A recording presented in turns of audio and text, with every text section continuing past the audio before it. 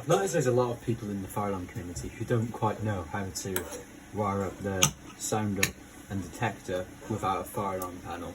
Obviously fire alarm panels are a bit more expensive than the actual devices themselves, so I'm creating a short video showing you how to do it and how to not blow your devices up while doing it. So the device I've got is a Series 65 opto smoke detector. It's a conventional Apollo smoke detector and a Roshni sounder, just a relatively old sounder. I've got a 12 volt battery, some wire. I'll show you how to strip all that. First you want to get your wire that's going to go to your battery. And I'll strip off a fair bit of it and then strip off the ends. Obviously you might be doing this a bit differently to how I am. You might be using a 9 volt battery, which is going to undervolt these quite a lot. Next we're going to strip this side. And then we're going to strip the end of the...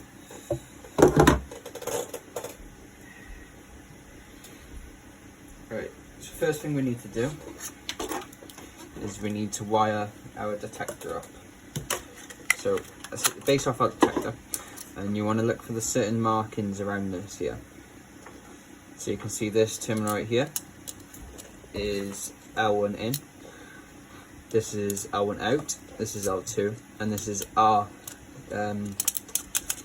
remote annunciation, which will all come in handy. So what we're going to do is strip this back a bit further. We're going to take our detector base, and we're going to go on the L1 in. Now brown is going to be our quote unquote positive, that's L1 out. Don't want to do that, that's L2.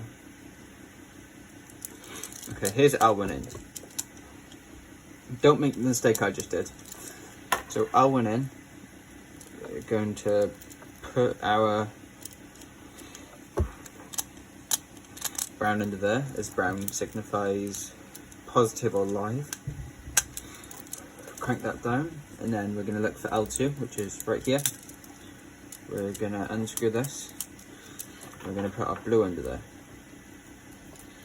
This is just the general power to the detector, so it can actually alarm. I'm going to put that through there. Now we've got that done. So how we're going to wire up this sounder now is very important that we get it right. It won't do much damage if you're only running 12 volts or 24 volts, is relatively low voltage. But it still might damage them if you run it in the reverse polarity. What we're going to do is we're going to take a positive from L, we're just going to wire it into L1 in, because L1 out, that's for, you could use L1 out, but L1 out's only usually used for supervising the zone on a convention panel. So first of all, we test that the detector actually works. Pop that on the base there. We're going to take our battery. We are going to put blue to negative, and we're going to put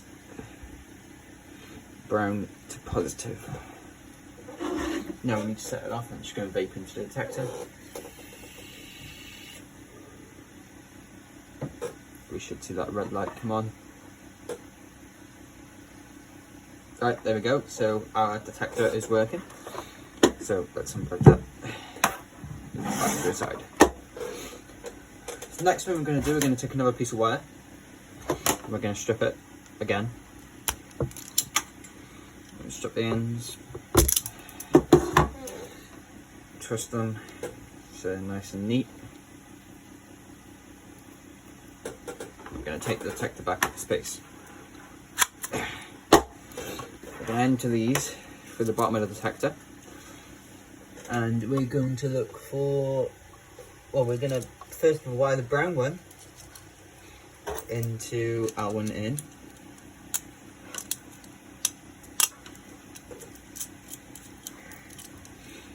You don't really need to mess with this diode or resistor that's between L1 in and out. That's again just for make sure you don't lose your entire loop. And then there's R- by here, which is remote annunciation. Usually in a normal system this would turn on a LED for the detector when it's activated, say if it was above a drop ceiling. Obviously it isn't, and because we've not got a panel, we're going to use it to turn on our sounder. So now that we've got that wired in, L1 in and R-, now we can go ahead and put our detector head back on. You don't need to, but it's always better. We're going to get our other end of wire, strip it off. Got our two ends by here. Stripped it a bit short, but I'm sure it doesn't matter. Now we're going to take our Roshni, we're going to take the base off, feed this through the hole in the base, and then we got on the back minus and positive. So what we're going to do, we are going to swap hands. We're going to undo these two, and then we're going to put the brown into the positive and the blue into the negative of the sounder.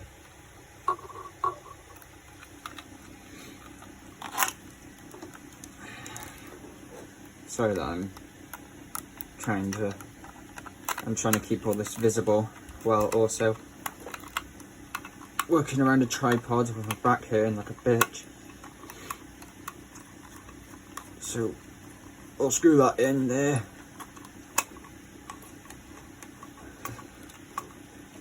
Make sure that's in there snug. Put it back on the base. Now that's pretty much it. Now we're going to test it. If you've got your sounder on max volume, I'd recommend not having it on max volume because that'll hurt your ears.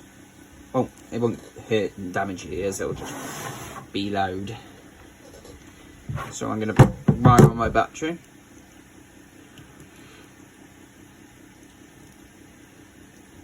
Battery's on. And we're going to dip into the detector.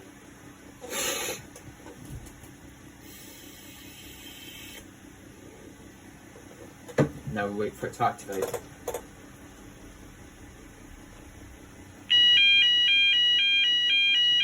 Obviously, as you can see, the detector's activated and the sounder is going off. So if we remove that, the sounder goes off. Put it back on, it's not activated. So it's a simple process really. I might do another video on how to add a cold point to this mixture. It's relatively universal between all conventional detectors, but if you have another conventional one like this Eton, I'm not sure there's actually a remote annunciation on these ones. It all depends. You've got to look at the data sheet for your detector to see if it has a remote annunciation terminal. If it doesn't, then you can't do it. You need a panel. I hope that's helped at least one person, and like the video and check out my other content. We usually just fire alarm testing stuff, nothing that exciting. I'll see you there.